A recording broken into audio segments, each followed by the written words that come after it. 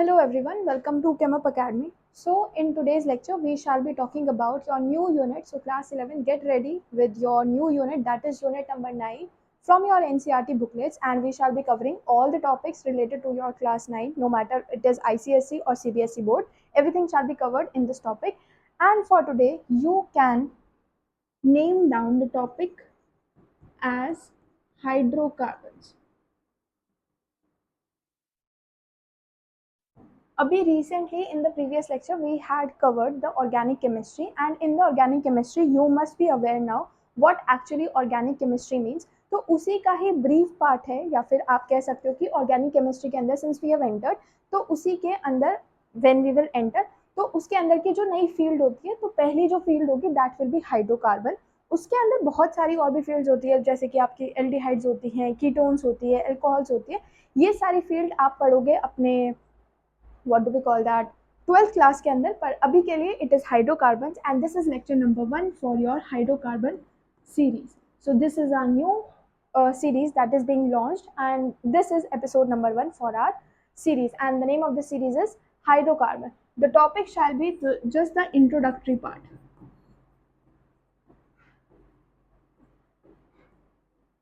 Okay, when we say about hydrocarbons, what is meant by hydrocarbons? Hydrocarbons की बात करने से पहले थोड़ा जान लेते हैं कि अपने आसपास की चीज़ों में क्या है. जैसे कि when we talk about our fuels, जैसे हम फ्यूल्स की बात करें, डीजल हो गया, पेट्रोलियम हो गया, केरोसिन ऑयल है, हमारे पास कोल एक फ्यूल की तरह ही काम करता है. Then we have methane gas that is also known as marsh gas, तो वो भी एक टाइप ऑफ फ्यूल है.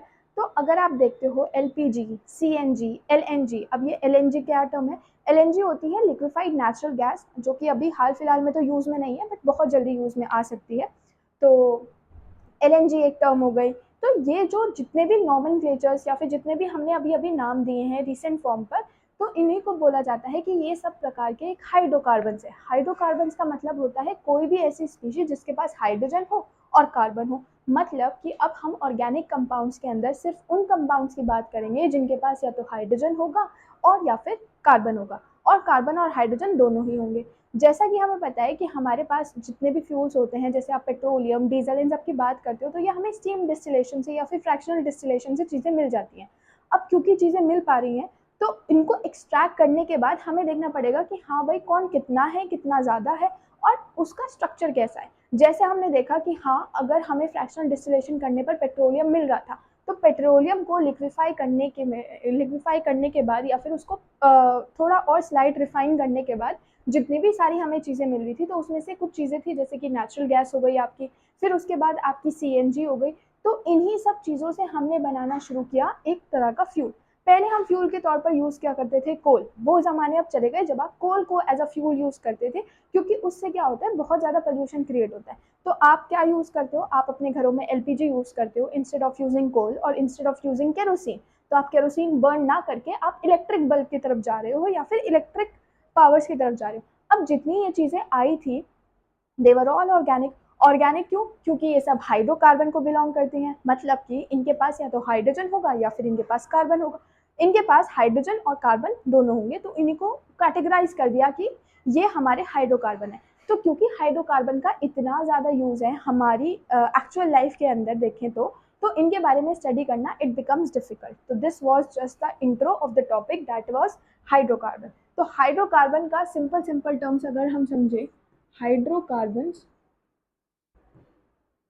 in simple terms, compounds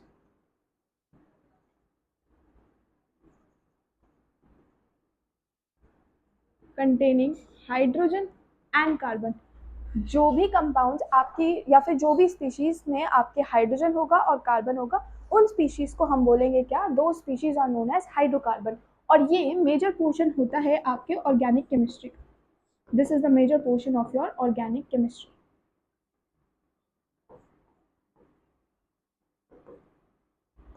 अब बात करते हैं कि हाइड्रोकार्बन्स कितने कितने टाइप के हो सकते हैं. क्योंकि हमने हाइड्रोकार्बन्स की बात करी है, तो हाइड्रोकार्बन्स के टाइप की अगर हम बात करें, तो हाइड्रोकार्बन्स की अपनी एक टाइप होती है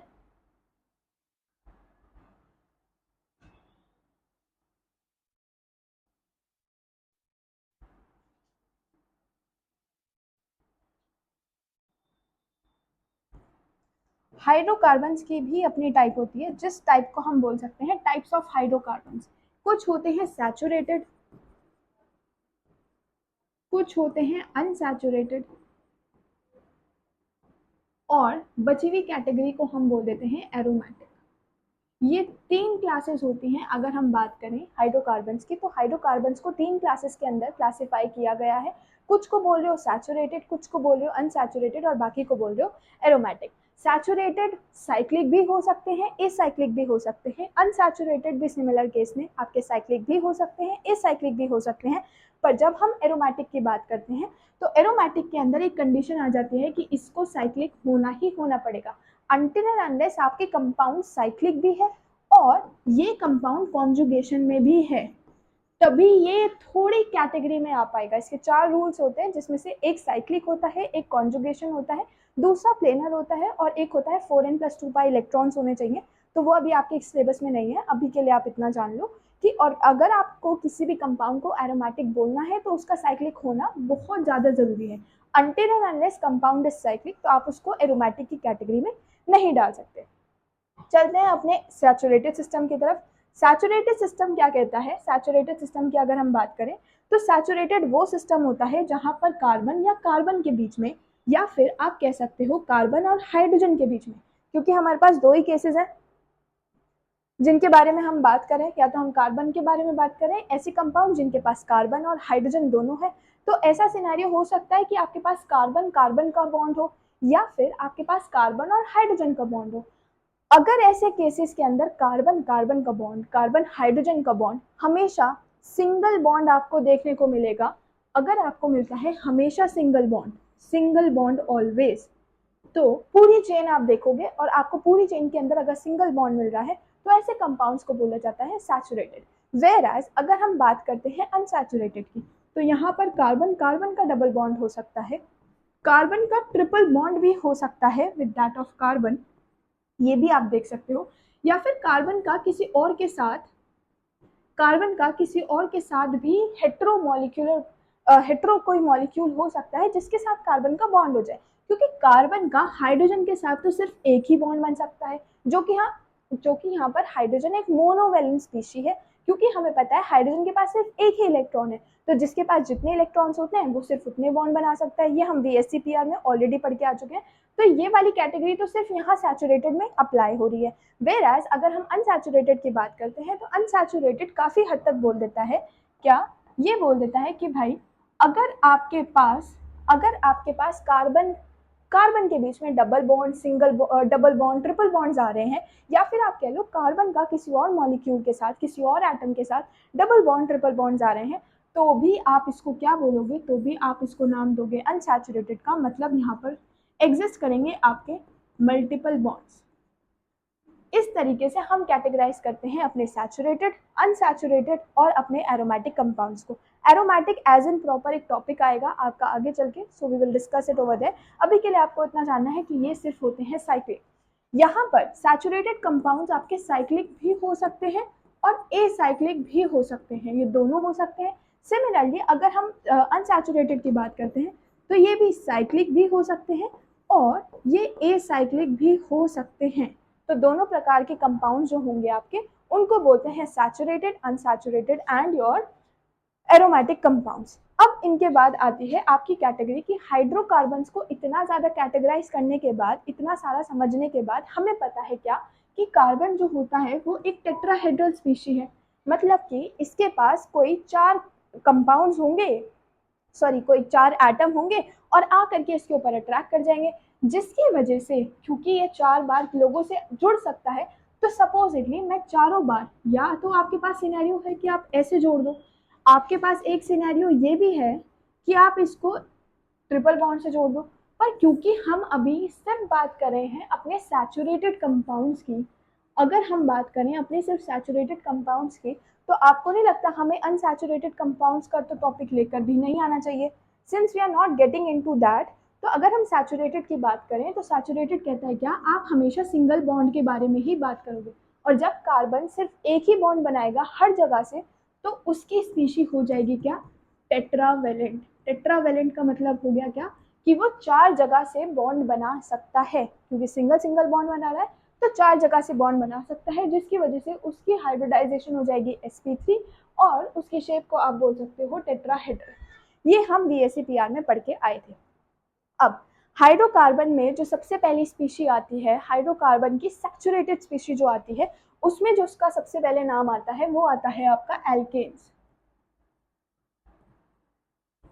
अगर हम एल्केन्स की बात करेंगे तो ये आपने शायद 10th में बहुत हल्का टॉपिक पढ़ा होगा कि एल्केन भी कोई एक प्रजाति होती है और उसके अंदर सारे ही बॉन्ड जितने भी होंगे सारे सिंगल बॉन्ड्स होते हैं। तो कोई भी एल्केन बोलो तो मतलब कार्बन और हाइड्रोजन या फिर कार्बन और कार्बन के बीच में अगर सिंगल बॉन्ड एग्जिस्ट कर रहे हैं तो आप उसके लिए टर्म यूज करते हो एन। सिमिलरली इसकी जो पहली स्पीशी है उसको बोल देते हैं CH4, जिसका नाम होता है मीथेन, और इसी को कॉमन टर्म में बोल देते हैं मार्श गैस। ठीक है, इसी के साथ हमने पढ़ा था कि इसकी शेप होती है टेट्राहेड्रल और यहाँ पर कार्बन की जो स्पीशी होती है वो sp3 हाइब्रिडाइज्ड होती है। ये चीज़ें हम पहले पढ़ के आए थे। जनरल फॉर्मूला की अगर हम बात करते हैं CnH2n+2 इसका कुछ जनरल फॉर्मूला होता है। अगर हम इसके होमोलोगस सीरीज की बात करते हैं, होमोलोगस सीरीज अगर हमें किसी की बनानी रहती है तो हम क्या करते हैं, सपोजिटली शुरू हो जाते हैं पहले वाले टर्म से। सबसे पहली टर्म एल्केन की ये वाली टर्म हो, अगर हमें इसकी बनानी है होमोलोगस सीरीज, होमोलोगस सीरीज बनाने का मतलब है कि कार्बन यहाँ पर 4 हाइड्रोजन से जुड़ा है। अब जब कार्बन आपका 4 हाइड्रोजन से जुड़ा है तो आप क्या करो, आप एक हाइड्रोजन को कर दो रिमूव। यहाँ से आपको क्या करना है, आपको एक हाइड्रोजन को रिमूव करना है। जैसे ही आप एक हाइड्रोजन को रिमूव करते हो तो वैसे ही आपके कार्बन की जो वैलेंसी है उसके पास एक वैलेंसी हो जाती है खाली। उस खाली जगह पर आपको क्या करना है, आपको दूसरा कार्बन लेकर आना है। जैसे ही आप दूसरा कार्बन लेकर आओगे तो इस कार्बन की भी अपनी 4 वैलेंसी होगी। 4 वैलेंसी में से एक तो ऑलरेडी सेटिस्फाई हो गई, बची हुई 3 को भी आप सेटिस्फाई कर दो विद दैट ऑफ हाइड्रोजन। तो पहली टर्म से चले थे, this was your first term. पहली टर्म से चले, एक हाइड्रोजन रिमूव किया, हम पहुंच गए दूसरी टर्म पर। अब दूसरी टर्म से अगर हम चलेंगे और यहाँ पर भी हमें क्या करना है, द सेम केस, यहाँ पर भी हम क्या करेंगे, विल रिमूव अगेन 1 हाइड्रोजन, एक हाइड्रोजन फिर से रिमूव करेंगे। जब हम एक हाइड्रोजन ऑलरेडी रिमूव कर चुके थे तब बना था आपका सेकेंड टर्म। अब हम एक हाइड्रोजन और रिमूव कर देंगे, this hydrogen has been remove, तो अब 2 हाइड्रोजन रह गए और एक कार्बन से सेटिस्फाई था तो अगले वाले में फिर से आप कार्बन जोड़ दो और आप ऐसे जोड़ते चले जाओगे in order to make bonds like this. ठीक है, तो ऐसी ही स्पीशी को आप बोलते हो क्या, होमोलोगस स्पीशीज। ऐसी ही स्पीशीज को या फिर सीरीज को बोलते हैं क्या, होमोलोगस सीरीज। इसके अंदर जो ग्रुप हम ऐड कर रहे हैं दैट इज CH3 ग्रुप। ऐसे ही ग्रुप्स को बोला जाता है क्या, एल्काइल ग्रुप। ऐसे ही स्पीशी को बोला जाता है एल्काइल ग्रुप। क्योंकि ये मीथेन से बना है तो इसको बोल देते हैं methyl.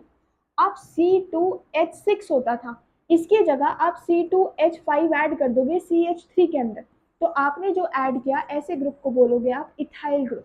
Ethyl group, methyl group, propyl group, तो ऐसे बहुत सारे ग्रुप्स होते हैं जिनको आप ऐड कर सकते हो ताकि आप होमोलोगस सीरीज के अंदर आगे बढ़ सको।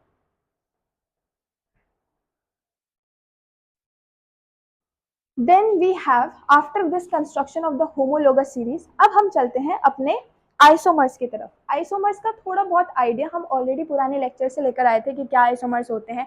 आइसोमर्स कब होते हैं, आइसोमर्स तब होते हैं जब आपका मॉलिक्यूलर फॉर्मूला तो सेम रहता है बट उनकी प्रॉपर्टीज, जो केमिकल प्रॉपर्टीज होती हैं, दे एक्चुअली बिकम डिफरेंट। ऐसा कब सीन हो सकता है, सपोजिटली क्योंकि मीथेन, मीथेन की अगर बात करो या फिर आप अपने प्रोपेन की बात करो, ठीक है, तो इन सब के इथेन, मीथेन, प्रोपेन, इन सब के आइसोमर्स नहीं होते।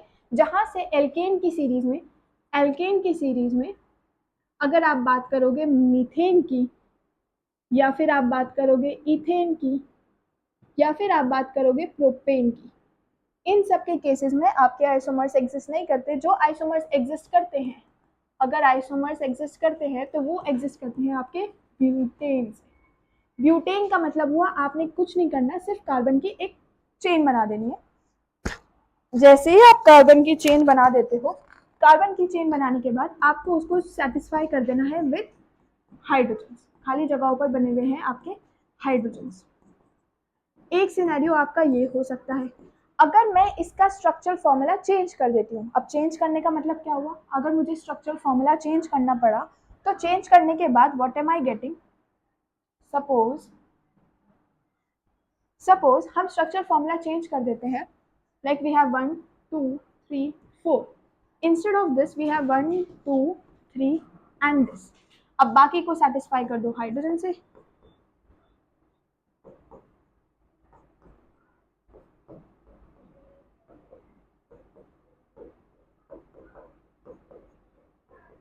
आप यहाँ पर काउंट कर लो, आप यहाँ पर काउंट कर लो, आपको दोनों जगह मिलेंगे same number of carbon and hydrogen. क्योंकि यहाँ पर सेम नंबर ऑफ हाइड्रोजन है और सेम नंबर ऑफ कार्बन है, तो ऐसी स्पीशीज मिलने पर हम कह देते हैं क्या कि same number of hydrogen carbon है तो आइसोमर्स हो गए। क्योंकि इसका मॉलिक्यूलर फॉर्मूला तो क्या हो गया, मॉलिक्यूलर फॉर्मूला हो गया same, but arrangement is different, arrangement is not same, that means arrangement is different। यहाँ पर भी 4 हाइड्रोजन, यहाँ पर भी 4 हाइड्रोजन, देखो 1 2 3 एंड 4।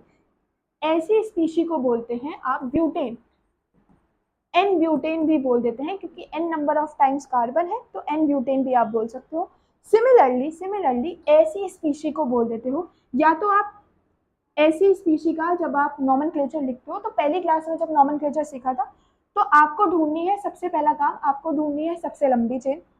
जब आपको सबसे लंबी चेन मिल जाएगी, जैसे मुझे सबसे लंबी चेन मिल रही है ये कार्बन की, ये कार्बन की और ये कार्बन की, इससे लंबी चेन और कोई नहीं बनती, तो आप क्या करोगे, आप लिखोगे सबसे लंबी चेन जो कि आपका बेस बन जाएगा, और फिर देखो किसके ऊपर आपका जो ग्रुप है एक्स्ट्रा जुड़ा हुआ है। यहाँ सारे कार्बन है, यहाँ भी सारे कार्बन है, whereas on this second part, अगर हम इस सेकेंड पार्ट वाले कार्बन की बात करते हैं तो यहाँ पर सारे कार्बन, सारे हाइड्रोजन नहीं है, तो यहाँ पर एक जुड़ा है आपका एल्काइल ग्रुप।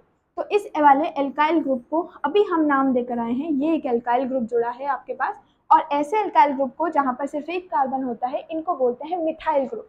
तो आप लिखोगे क्या, ऐसे ग्रुप को बोलोगे 2 मिथाइल, क्योंकि 2 पर मिथाइल था तो आप लिखोगे 2 मिथाइल, और रिंग का नाम लिख देंगे क्या, प्रोपेन, 2 मिथाइल प्रोपेन। और ऐसी स्पीशी को जहां पर एक कार्बन भी आ जाए, ऐसी स्पीशी को हम आइसो से भी रिप्रेजेंट करते थे, अगर आपने पुराने लेक्चर्स देखे हैं तो। ऐसे आप बना सकते हो इसके आइसोमर्स। तो जहां पर आपका स्ट्रक्चर चेंज हो जाए, ऐसे में आप बोलोगे क्या कि ये होते हैं आपके, ऐसे को बोलते हैं क्या, चेन आइसोमर्स, ऐसे को बोलते हैं क्या, चेन आइसोमर्स। जहां पर चेन में थोड़ा गड़बड़ी आ जाए, मतलब चेन का अरेंजमेंट थोड़ा डिफरेंट हो जाए, तो ऐसे को बोलते हो क्या, चेन आइसोमर्स। जैसे कि अगर हम ब्यूटेन की बात करें तो हम ब्यूटेन के लिए भी ब्यूटेन का बना चुके हैं, पेंटेन का बनाते हैं। ब्यूटेन के केस में हमारे 2 आइसोमर्स बने, पेंटेन के केस में हमारे 3 आइसोमर्स बनेंगे। ऐसे ही अगर आप हेक्सेन का केस बात करोगे तो आपके 5 बनेंगे, और हेक्सेन के बाद अगर आप हेप्टेन की बात करोगे तो उसके 9 आइसोमर्स बनेंगे। तो जैसे अगर आप देखोगे पेंटेन का, तो एक तो आप ऐसे बना सकते हो, पांचों के पांचों एक साथ, या फिर आप क्या करो 1 2 3 4 और यहाँ पर एक कार्बन जोड़ दो, या फिर आप क्या करो 1 2 3 4 एंड 5। ऐसे आप सिनेरियोज जो हैं वो क्रिएट कर सकते हो। अब कुछ लोगों के दिमाग में एक और आइडिया आ रहा होगा, कुछ लोग बहुत ज़्यादा फुर्ती दिखाएंगे एंड दे विल से कि कार्बन को यहाँ पर भी ऐड किया जा सकता है। अगर आप कार्बन को इस सेकंड पोजीशन पर ऐड करो, या कार्बन को यहाँ वाली सेकंड पर, सपोज नंबर दे देते हैं, नंबर देने के बाद suppose we have 1 2 3 4 5, we have 1 2 3 4, we have 1 2 and 3। अगर मैंने ऐसे किया कि यहाँ पर कुछ लोग बोलेंगे कि यहाँ का कार्बन, यहाँ पर अगर हम नॉमेनक्लेचर करेंगे तो it will be 3 methyl group, और यहाँ पर अगर हम नॉमेनक्लेचर करेंगे तो it will be second methyl group या फिर 2 मिथाइल ग्रुप। पर कुछ लोग शायद पिछला लेक्चर नहीं पढ़ के आए हैं, जिनको शायद ये नहीं पता कि जहाँ पर सब्सटीट्यूशन होता है उसका चेन के अंदर जब आप नंबरिंग करते हो तो उसको मिलना चाहिए लोएस्ट पोजिशन। तो आप नंबरिंग यहाँ से नहीं करोगे, फिर जो आपकी नंबरिंग होगी that will be from here 1 2 3 4। Why from here, ताकि इसको 3 नंबर की जगह इसको 2 नंबर मिल जाए, क्योंकि यहाँ पर जो कार्बन बैठा है वो एक सब्स्टिट्यूटेड कार्बन है, और सब्स्टिट्यूटेड कार्बन के पास होना चाहिए आपके पास एक लेस मतलब लीस्ट नंबर होना चाहिए वाइल डिनोशन, तो इस वजह से हम ऐसे डिनोट करते हैं। तो ये वाले की बात करो या ये वाले की बात करो, ये दोनों कहलाए जाएंगे सेम, तो आप इनको अलग अलग आइसोमर्स नहीं बोल सकते। ऐसे वाले कार्बन को जो कि चारों तरफ से घिरे रहते हैं, ऐसे वाले कार्बन को याद करो, हम बोलते थे नियोपेंटेन, या तो इसको बोलो नियोपेंटेन, या फिर आप इसको बोल सकते हो क्या, 2,2 डाईमिथाइल। डाईमिथाइल क्यों बोल रहे हैं, क्योंकि दो दूसरे नंबर वाले कार्बन पर, यहाँ के दूसरे नंबर वाले कार्बन पर, ये वाले कार्बन पर एक कार्बन यहाँ बैठा है और एक कार्बन, या फिर कार्बन बोलो या मिथाइल ग्रुप बोलो, यहाँ बैठा है, इस वजह से इसको बोलेंगे 2,2 dimethyl propane. Then we have, अगर हमें इसका नॉमेनक्लेचर करना है तो इसके लिए नॉमेनक्लेचर होगा 2 मिथाइल ब्यूटेन, इसके लिए कर सकते हैं, या फिर आप कह सकते हो आइसोपेंटेन, ये भी आप कह सकते हो, यहाँ बोल सकते हो न्यूपेंटेन, या फिर इसके लिए तो आप डायरेक्ट लिख सकते हो एन पेंटेन। सिमिलरली आपका होमवर्क रहेगा किसके लिए, आपका होमवर्क रहेगा हेक्सेन के लिए, आपका होमवर्क रहेगा हेक्सेन के लिए और रहेगा हेप्टेन के लिए। क्योंकि हमने ड्रॉ किया तो हमने देखा मीथेन में और इथेन में, देन योर प्रोपेन,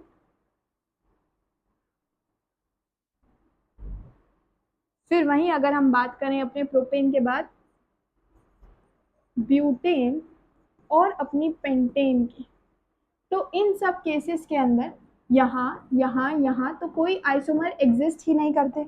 सिंस यहाँ पर कोई आइसोमर एग्जिस्ट नहीं कर रहे थे, ब्यूटेन के केस में हमने देखा 2 आइसोमर्स थे, और ऐसे आइसोमर्स को हमने नाम दिया था क्या, चेन आइसोमर्स। और पेंटेन के केस में अभी देखकर आए 3 आइसोमर हैं। हेक्सेन और हेप्टेन के केस में आप लोग बताएंगे वेदर इट इज 5 और वेदर इट इज 7 और वेदर इट इज 9। अगर आप और आगे चलोगे तो 5 आ जाएंगे, 7 आ जाएंगे, और अगर आप ऑक्टेन की बात करोगे तो वहां पर 9 आ जाएंगे। तो आपको बताना है whether these numbers are correct और नॉट। इसमें से कुछ नंबर सही है और कुछ नंबर गलत है। That you will inform in your homework. If you will practice you will get to know कि कैसे आपको ड्रॉ करने होते हैं। इतना काम करने के बाद, इतना सीख लेने के बाद कि हाँ आइसोमर्स कैसे होते हैं, आपको नॉमेनक्लेचर कैसे करना होता है, इतना सब सीख लेने के बाद we can practice few questions from your book itself.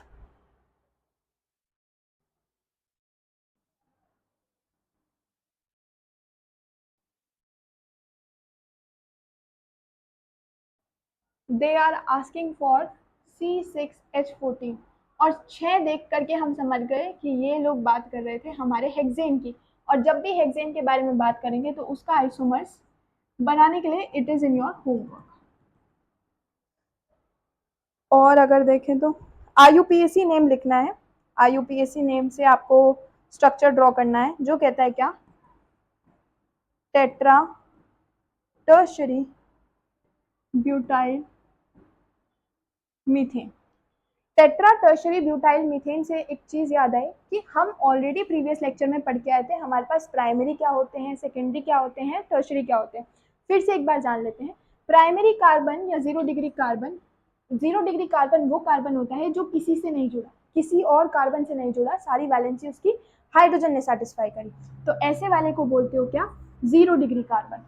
अगर हम बात करते हैं अपने एक ऐसा कार्बन, कार्बन की वैलेंसी जो एक कार्बन से जुड़ी है, तो ऐसे वाले कार्बन को जो एक कार्बन से जुड़ा है इसको बोल देते हो आप प्राइमरी। वेरास अगर हम बात करते हैं ऐसा कार्बन जो एटलीस्ट 2 कार्बन से जुड़ा है, ऐसा कार्बन जो एटलीस्ट 2 कार्बन से जुड़ा है, तो ऐसे वाले कार्बन को आप बोल देते हो क्या, सेकेंडरी। यही वो कार्बन है जो इस वाले कार्बन से भी जुड़ा है, इस वाले कार्बन से भी जुड़ा है। और वही अगर हम बोल दें कि ऐसा कार्बन जो 3 कार्बन से जुड़ा है, ऐसा कार्बन जो 3 कार्बन से जुड़ा है, 1, 2 एंड 3, तो ऐसे वाले कार्बन को बोल देते हो आप टर्शरी। और वहीं अगर आपके पास कार्बन आ जाए जो चारों तरफ कार्बन से घिरा हुआ है, जिसको हम नियो भी बोलते हैं, तो ऐसे कार्बन को बोल देते हो आप क्वार्टिनरी या फिर टर्शरी, क्वार्टिनरी या फिर 4 डिग्री, जो कि चारों तरफ कार्बन से जुड़ा हुआ है। तो ये एक वो कार्बन है जो चारों तरफ के कार्बन से घिरा हुआ है। सो ये होते हैं कार्बन की स्पीशी, प्राइमरी, सेकेंडरी, टर्शरी। ये हमने तब सीखा था जब हम कार्बोकेटाइंस के बारे में पढ़ रहे थे। After this the question says that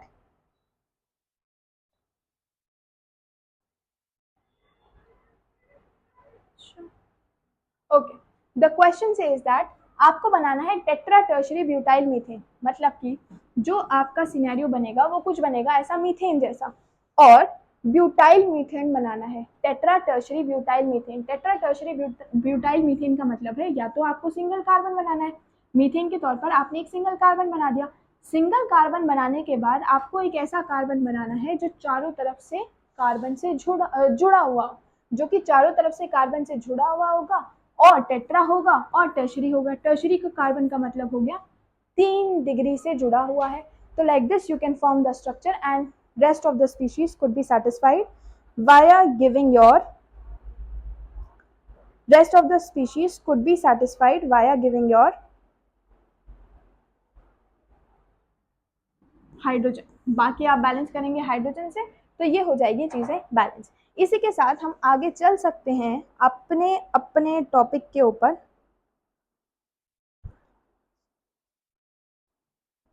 अगर हाँ, आगे का हमारा टॉपिक है प्रिपरेशन। अभी तक हमने एल्केन्स के बारे में जाना, थोड़ी बहुत डिटेल्स जानी, तो अब हम जानेंगे एल्केन्स के बारे में, उनकी प्रिपरेशन। जब हम एल्केन्स के बारे में, एल्केन्स की प्रिपरेशन जानते हैं, तो एल्केन्स को प्रिपेयर करने के तरीके बहुत होते हैं। एल्केन्स को प्रिपेयर करने के तरीके बहुत होते हैं। जैसे कि अगर हम पहला बात करें, तो पहले में कोई भी अनसैचुरेटेड कंपाउंड से, कोई भी अनसैचुरेटेड कंपाउंड से अगर आप जाते हो सैचुरेटेड की तरफ, अनसैचुरेटेड मतलब कहीं पर डबल बॉन्ड आ रहा होगा, तो पहली स्पीशी ले लो। जैसे आपने कोई ऐसी स्पीशी ले ली, मैंने कोई ऐसी स्पीशी ले ली, अब मुझे जाना है इसको सैचुरेट में कन्वर्ट करने। सैचुरेट में कन्वर्ट करूंगी तो कुछ ऐसा सीन बन जाएगा। This is what the saturated form of my compound will look like. इसको यहाँ तक पहुँचाने के लिए मुझे कुछ ऐड करना पड़ेगा। तो जो यहाँ से वहाँ तक जाने में जो चीज़ मैंने ऐड करी है, that will be my hydrogen, hydrogenation, क्योंकि हम हाइड्रोजन ऐड कराते हैं, इसको बेसिकली रिड्यूस कराते हैं। याद करो जब हम रिडॉक्स रिएक्शंस पढ़ रहे थे, तो वहाँ पर मैंने आपको बताया था कि जब हम हाइड्रोजन को ऐड करते हैं तो ये चीज़ रिड्यूस हो जाती है, ये डबल बॉन्ड जो है वो ब्रेक हो जाएगा, और डबल बॉन्ड ब्रेक होने के बाद दोनों तरफ हाइड्रोजन हाइड्रोजन स्पीशी जो है वो लग जाती है। तो इतना काम होने के साथ खाली हाइड्रोजन से तो रिएक्शन होगी नहीं, तो आपको एज अ कैटलिस्ट आपको प्लैटिनम या फिर पैलेडियम भी लगाने पड़ेंगे, जो कि एज अ कैटलिस्ट की तरह काम करेंगे, और ये होने चाहिए आपके फाइनली डिवाइडेड, तभी ये काम कर पाएंगे। और ऐसी रिएक्शन को जहां पर आप हाइड्रोजन ऐड करते हो, ऐसी रिएक्शन को बोलते हो क्या? Hydrogenation reaction. तो हाइड्रोजनेशन रिएक्शन के बारे में इतनी ही बातें कर ली अगर, तो आप बात करो 1 2 3 H1 2 अगर यहाँ पर हम हाइड्रोजनेशन रिएक्शन कराते हैं, तो यहाँ पर हाइड्रोजनेशन रिएक्शन कराने का मतलब क्या हुआ? आपका बॉन्ड टूटेगा ये वाला, और दोनों तरफ एक एक H ऐड हो जाएंगे। कुछ नहीं करना है, सिर्फ आपको यहाँ पर CH3 हो जाएगा, यहाँ पर हो जाएगा CH2, और यहाँ तो सेम ही रहेगा। तो ये हो गई आपकी हाइड्रोजनेशन। पर हुआ किसकी प्रेजेंस में? ये हुआ था पैलेडियम या फिर प्लैटिनम की प्रेजेंस में। तो अगर हमें और रिएक्शन कंसिडर करें, जैसे कि 1 2 3 1 2 3, इसकी हाइड्रोजनेशन करानी है पैलेडियम या फिर प्लैटिनम की प्रेजेंस में, तो कहीं कोई चेंज नहीं आएगा एक्सेप्ट फॉर यहाँ पर से चेंज हो जाएगा, बॉन्ड डबल बॉन्ड टूटेगा और दोनों तरफ एक एक हाइड्रोजन ऐड हो जाएगा। तो दोनों तरफ एक एक हाइड्रोजन ऐड कर दो और आपका कंपाउंड तैयार है। ये था पहला सिनेरियो जब आपको अनसैचुरेटेड से बनाना है। क्या हो अगर आपको बनाना हो CH3Br से, और वहां पर आपको ऐड करना पड़ जाए HCl, सॉरी, वहां पर आपको ऐड करना पड़ जाए हाइड्रोजन। ये भी तो हो सकता है कि आपको दे दिया जाए CH3Br और यहाँ पर आपको बोले हाइड्रोजनेशन करा दो। तो यहाँ पर जब हम हाइड्रोजनेशन कराएंगे, तो देखो CH3 मतलब कार्बन कैसे एग्जिस्ट कर रहा है? कार्बन के पास एक हाइड्रोजन हाइड्रोजन हाइड्रोजन पर एक आ गया ब्रोमीन। अब यहाँ पर क्या होगा? जैसे ही बॉन्ड टूटेगा तो मतलब ब्रोमीन क्या लेकर के जाएगा? ब्रोमीन लेकर जाएगा अपना एक लोन पेयर, और कार्बन के पास रह जाएगा एक लोन पेयर। सिनेरियो कुछ बना किस प्रकार का, CH3 के पास एक लोन पेयर रह गया और यहाँ पर से एक और चीज प्रोड्यूस हुई थी जिसके पास था bromine with a lone pair. हमारे पास हाइड्रोजन भी तो है, और जहां तक मुझे याद आ रहा है कि हमने हाइड्रोजनेशन को देखा था कि ये तो भाई होमोलिटिक फिजन कराता है। होमोलिटिक फिजन कराने का मतलब क्या हुआ, सेम सेम स्पीशी है, एक आधा यहाँ लेकर जाएगी आधा यहाँ लेकर जाएगी, मतलब एक हाइड्रोजन ऐसा और एक ऐसा, दोनों जनरेट हो गए। अब क्या होगा, ये वाला जो हाइड्रोजन है, ये वाला जो हाइड्रोजन है आपका, ये कनेक्ट करेगा इससे और ये भागेगा इसकी तरफ, जिसकी वजह से आपके जो कंपाउंड की स्पीशीज बनेगी वो बनेगी आपकी ऐसी। क्या आपको नहीं लग रहा, हम एल्काइल हैलाइड को कन्वर्ट करके आ गए अपने किस में, अपने एल्केन में। तो यहां से भी तो एल्केन का जनरेशन हो गया। क्या किया हमने, हमारे पास कोई भी एल्काइल हैलाइड था, एल्काइल हैलाइड ये की जगह आपके पास एल्काइल हैलाइड ये भी हो सकता था। ये हुआ का मतलब क्या हुआ, ब्रोमीन भैया भागे दूर और कार्बन भैया को दे गए कुछ चार्ज, कार्बन भैया के पास आएगा पॉजिटिव चार्ज, ब्रोमीन भैया लेकर भागे नेगेटिव चार्ज। आपको कुछ नहीं करना, आपको हाइड्रोजन देना है। हाइड्रोजन भैया क्या कहते हैं, एक नेगेटिव बन जाऊंगा एक पॉजिटिव बन जाऊंगा और चार्ज को कर दूंगा बैलेंस। तो पॉजिटिव वाले भैया भागेंगे अपने ब्रोमीन वाले भैया की तरफ और नेगेटिव वाले भैया भागेंगे अपने कार्बन की तरफ, जिसकी वजह से यहाँ आपको मिल जाएगा इथेन और बन जाएगी हाइड्रोजन ब्रोमाइड। तो कुछ इस प्रकार की रिएक्शंस को आप बोलते हो कि ये दूसरा प्रोसेस होता है जब आप एल्काइल हैलाइड से एल्केन्स को कन्वर्ट करा सकते हो। सिमिलरली एक और सिनेरियो हो सकता है कि क्या हो, अगर आपके पास है तो एल्काइल हैलाइड, आपके पास है तो एल्काइल हैलाइड, पर इस बार हाइड्रोजन की जगह हमने सोडियम ले लिया, इस बार हाइड्रोजन की जगह हमने सोडियम ले लिया। तो अब क्या होगा, जब आप हाइड्रोजन की जगह सोडियम लेते हो तो सोडियम कहता है मैं एक के साथ रिएक्ट नहीं करूंगा, मुझे तुम जैसे दो बंदे लगेंगे, अगर तुम मुझे हराना चाहते हो तो मुझे तुम जैसे दो बंदे लगेंगे। तो ये कहता है ठीक है लो दो बंदे। अब इसको सेटिस्फैक्शन नहीं हो रहा, इसने बोला नहीं, अगर हम दो हैं तो हम चाहते हैं कि हम मुकाबला इक्वल हो, तो तुम भी अपने दो बंदे ले।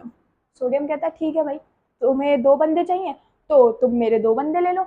अब ये आ गए दो दो बंदे सामने, आमने सामने जैसे ही बंदे आए तो दो CH3 को क्या हम ऐसे रिप्रेजेंट कर सकते हैं, दो CH3 को we can represent it like this, एक CH3 और दो सोडियम है, ठीक है। अब क्या होता है, यहाँ का ब्रोमीन फिर से बदमाश निकला और ब्रोमीन भाग गया, यहाँ का ब्रोमीन फिर से बदमाश निकला और भाग गया। पर जब ब्रोमीन गया तो ब्रोमीन लेकर जाता है हमेशा अपने साथ एक नेगेटिव चार्ज और पीछे छोड़ जाता है रुसवाई मतलब पॉजिटिव चार्ज। जब भी ब्रोमीन भागता है तो हमेशा नेगेटिव चार्ज लेकर भागता है और जैसे ही जो चीज पीछे रह जाती है उसको छोड़ जाता है रुसवा मतलब पॉजिटिव चार्ज के साथ। और हमें पता है सोडियम है, सोडियम तो भाई नेगेटिव को कितना ही जल्दी रिएक्ट करेगा, तो सोडियम ने तो रिएक्ट करके बना दिया, ब्रोमीन भैया को कब्जे में करके NaBr बन गया। अब ये दोनों स्पीशी क्या करेंगे एक दूसरे के साथ, तो यहाँ पर क्या होता है, यहाँ पर क्या होता है, ऐसी स्पीशी के अंदर क्या होता है, ऐसी स्पीशी में आपके पास ये जो खाली खाली लोन पेयर लेके बैठी हुई थी स्पीशीज, ये जो कंपाउंड्स बैठे हुए थे ये दोनों आपस में कंबाइन हो जाते हैं और यहीं से बन जाती है आपका मीथेन, यहाँ से आपकी फॉर्मेशन हो जाती है मीथेन की। ऐसा भी हो सकता है, ये तो पहला केस। दूसरा केस ऐसा भी हो सकता है कि ये था और दूसरा आपने बना दिया, यहाँ से क्लोरीन भैया भागे यहाँ से ब्रोमीन भैया भागे और दोनों को किसने पकड़ लिया, कौन था यहाँ पर पुलिस, सोडियम पुलिस थे। एक सोडियम पुलिस ने पकड़ के बना दिया NaCl, दूसरी सोडियम पुलिस ने पकड़ के बना दिया NaBr। अब रह गए दो आपके रुसवा लोग, दो रुसवा लोगों को एक दूसरे के साथ आना पड़ा क्योंकि बाकियों को तो पुलिस पकड़ के ले गई। अब इन दो को साथ आना पड़ा, जब इन दो को साथ आना पड़ा तो यहाँ पर आ जाएगी आपकी स्पीशी। क्या आपको नहीं लग रहा कि ये तो पूरा एल्केन जनरेट हो गया।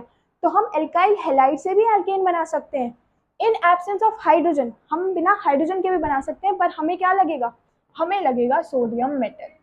और जब आपको पता लग जाए कि आपको तो सोडियम मेटल की और दो दो चीजों की जरूरत पड़ रही है, मतलब आप सिर्फ कोलैब ही तो करा रहे हो, इसका और इसका कोलैब ही तो हो रहा है, इन दोनों को भगा कर सिर्फ कोलैब हो रहा है और कोलैब कराने में कौन मदद कर रहा है, आपकी पुलिस। तो ऐसी ही रिएक्शंस को हम नाम देते हैं क्या, वुड्स रिएक्शंस। ऐसी ही रिएक्शंस को हम नाम देते हैं क्या, वुड्स रिएक्शंस। ठीक है, ये भी एक तरीका होता है प्रिपेयर करने के लिए। अगर अगर हमारे पास क्या हो, कि अगर हम क्या करें कि हमारे पास कोई कार्बोक्सिलिक एसिड आ गया, अगर हमारे पास कोई कार्बोक्सिलिक एसिड आ जाता है तो कार्बोक्सिलिक एसिड के साथ आप क्या करो, जैसे कि CH3COO Na, कोई कार्बोक्सिलिक एसिड आ गया। तीसरा सिनेरियो है ये कार्बोक्सिलिक एसिड का। जब हम कार्बोक्सिलिक एसिड के बारे में बात करते हैं तो कार्बोक्सिलिक एसिड हमेशा अपने पास क्या चाहता है, अपने पास चाहता है कि मेरे पास कोई एक बेस आ जाओ। कार्बोक्सिलिक एसिड हमेशा चाहेगा कि मुझे किसी बेस से रिएक्ट करा दो। अब बेस अकेले तो आएगा नहीं, बेस को चाहिए तो भाई कैल्शियम लाइम भी लेकर आओ। तो जैसे ही आप बेस के साथ साथ आप लाइम लेकर आओगे तो the reaction proceeds as CH3, यहाँ लिख देते हैं, जो रिएक्शन प्रोसीड हुई वो हुई कुछ ऐसे CH3 प्लस, नहीं, रिएक्शन जो प्रोसीड हुई, यहाँ वाला कार्बन ये और ये हाइड्रोजन आपस में रिएक्ट करते हैं, जो कि बनता है आपका CH4 बनने के बाद बची हुई जितनी भी स्पीशीज थी जैसे 1Na एंड Na और एक ये ऑक्सीजन, तो आपका बन गया क्या Na2CO3। तो ऐसी रिएक्शंस को क्या बोलते हैं, जो भी आपने कंपाउंड या जो भी आपने स्पीशी ली थी उस स्पीशी के अंदर से आपने क्या किया, आपने रिमूव किया COO ग्रुप। जैसे ही हम इस ग्रुप को रिमूव करते हैं तो इसको बोलते हैं क्या, डीकार्बोक्सिलेशन। डीकार्बोक्सिलेशन का मतलब हो गया रिमूव, और रिमूव कौन से ग्रुप का, COO नेगेटिव ग्रुप का। अगर आप रिमूव करते हो तो ऐसे ही ग्रुप्स को बोला जाता है क्या, डीकार्बोक्सिलेशन ग्रुप। ठीक है, अगर ये डीकार्बोक्सिलेशन हम इलेक्ट्रोलिसिस के थ्रू कराएं, अगर सेम डीकार्बोक्सिलेशन हम इलेक्ट्रोलिसिस के थ्रू कराएं तो ऐसी रिएक्शंस को हम बोल देते हैं क्या, ऐसी रिएक्शंस को हम बोल देते हैं कोल्बे रिएक्शन या फिर कोल्बे इलेक्ट्रोलिसिस रिएक्शन। जब भी आप इलेक्ट्रोलिसिस कराते हो तो उसके अंदर दो सिनेरियोज आते हैं, मतलब दो चीजें होती हैं, एक होता है आपका कैथोड, एक होता है आपका एनोड। जब आप एनोड की बात करते हो तो हमें पता है एनोड में हमेशा होता है ऑक्सीडेशन, वेराज जब हम कैथोड की बात करते हैं तो हमें पता है कि कैथोड पर होता है हमेशा रिडक्शन। तो रिडक्शन के सिनेरियो में तो हमारे पास वाटर है, रिडक्शन के सिनेरियो में हमारे पास वाटर है। And for anode we have various other objects like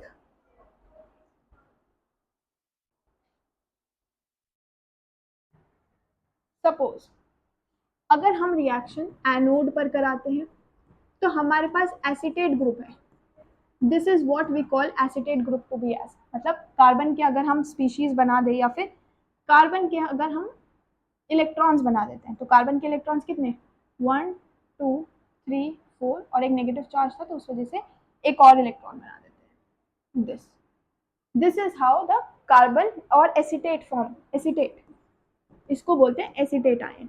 जैसे ही ये एसीटेट आयन, दो एसीटेट आयन हमारे पास बनते हैं, तो दो एसीटेट आयन बनने का मतलब क्या हुआ, कार्बन को तो हम CO2 में कन्वर्ट कर देते हैं। CO2 का मतलब क्या हुआ, दो यहाँ दो यहाँ, दो दो दो एंड दो, like this the reaction is form. ये तो अपने उससे सेटिस्फाइड था, जैसे ही ये सेटिस्फाइड था तो यहाँ की जो एक स्पीशी बची हुई थी, कौन सी स्पीशी, दिस स्पीशी, ये स्पीशी छोड़ के चला जाता है इसके साथ, और यहाँ से आपका जनरेट होता है एक मिथाइल ग्रुप या फिर मिथाइल रेडिकल, इसको बोलते हैं क्या, फ्री रेडिकल। अब क्या होता है, ऐसे बहुत सारे रेडिकल्स जनरेट हुए होंगे तो दो रेडिकल्स आपस में कंबाइन कर जाते हैं ताकि वो फॉर्म कर लें आपका एल्केन।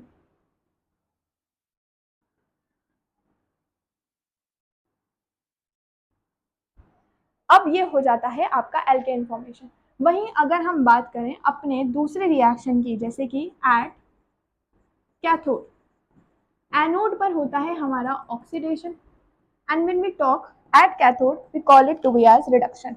और रिडक्शन हमेशा पानी के साथ हो सकता है, जो भी स्पीशी बची वो पानी के साथ रिड्यूस करा देगी। एक जनरेट हुआ आपका H पॉजिटिव, एक जनरेट हुआ आपका OH नेगेटिव, यहाँ से आपके दो H आप कोई भी लो कंबाइन कराओ और यहाँ से जनरेट कर दो आपका हाइड्रोजन। हाइड्रोजन का जनरेशन तो मतलब रिडक्शन ही हो गया ना, ठीक है। तो this is how electrolysis D carboxylation होता है और इसी को बोलते हैं कोल्बे रिएक्शन।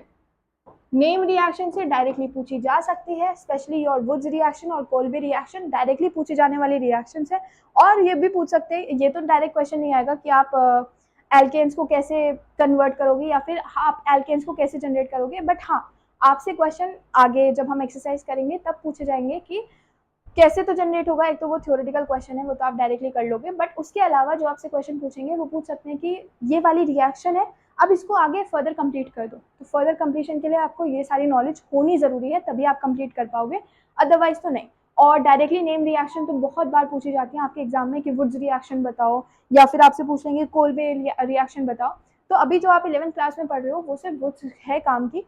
कोल्बे रिएक्शन यहाँ वाली इलेक्ट्रोलिसिस वाली इतनी इंपॉर्टेंट नहीं होती, बट जो आप एल्डिहाइड्स वगैरह में पढ़ते हो तो वो रिएक्शन थोड़ी ज़्यादा इंपॉर्टेंट हो जाती है कोल्बे के हिसाब से, क्योंकि 12th क्लास के अंदर आपका एक पूरा टॉपिक होता है रिगार्डिंग द रिएक्शंस। उसके बारे में हम करेंगे बाद में चर्चा, जब हम 12th क्लास के बारे में डिस्कस करेंगे। और तब तक के लिए आप देखते रहिए ये वाला चैनल और ये पूरी वीडियो देख लेना, ताकि आपकी पूरी नॉलेज गेन हो जाए। आपको जितना समझ में आ रहा था, जितना नहीं आया आप बता सकते हो खुल के कितना आपको समझ में आ गया है, कमेंट बॉक्स के अंदर आप लिख सकते हो, so that I can also improvise on my part. और बाकी हम करेंगे कंटिन्यू कल के लेक्चर में, जहाँ पर शुरू होंगी आपकी केमिकल प्रॉपर्टीज़ के साथ साथ उनकी ही रिएक्शंस आएंगे कि एल्केन कैसे कैसे रिएक्ट करता है। अभी तक तो हमने सीखा एल्केन बनाते कैसे, एल्केन बनाने के बाद अब हमें पता चल जाएगा कोल्बे के साथ कैसे कैसे रिएक्शन होती है। ऑल्सो एक और चीज़ आपके में दे रखी थी कि यहाँ से आप जो है वो मीथेन गैस को मीथेन गैस को जनरेट नहीं कर सकते। यहाँ पर मीथेन गैस जनरेट नहीं हो सकती। क्यों? क्योंकि अगर आप ये वाला सीन देखोगे, यहाँ पर ही तो एल्केन का फॉर्मेशन हुआ, एल्केन का फॉर्मेशन जो हुआ वो यहाँ पर हुआ, मतलब आप तो रेडिकल को कंबाइन करके जोड़ रहे हो ना। क्या हाइड्रोजन एज अ रेडिकल यहाँ फॉर्म हुआ था? नहीं, एनोड पर नहीं हुआ था hydrogen as a radical. Therefore यहाँ से आप मीथेन नहीं बना पाओगे। आपको मीथेन बनाने के लिए तो कोई दूसरा कार्बन चाहिए ही नहीं है। तो सबसे पहले जो गैस आप यहाँ से बना सकते हो that is nothing but ethane. इसीलिए यहाँ पर फ्री रेडिकल कंसेप्ट फॉर्म हो रहा है। तो हाइड्रोजन ऊपर जनरेट होती तो वो इजी हो जाता, क्योंकि यहाँ पर CH3 और H अगर हम जोड़ देते तो हमारे पास मीथेन आ जाते। पर यहाँ पर तो CH3 और CH3 ही जनरेट हो रही है, तो जितनी टाइम्स ऑफ CH3 जनरेट हो रही है आप वही चीज जोड़ सकते हो। तो रिगार्डिंगली, क्योंकि यहाँ पर रेडिकल जोड़ करके आपका प्रोडक्ट मिल रहा था, इस वजह से आप मीथेन यहाँ पर नहीं बना सकते। तो ये क्वेश्चन आपसे एग्जाम में पूछा जा सकता है कि बताओ मीथेन क्यों नहीं बन पाएगी कोल्बे से, तो आपको ये पूरा प्रोसेस लिख के दिखाना पड़ेगा कि इसलिए नहीं बन पाएगी। ठीक है, so this was all for today, thank you and keep watching.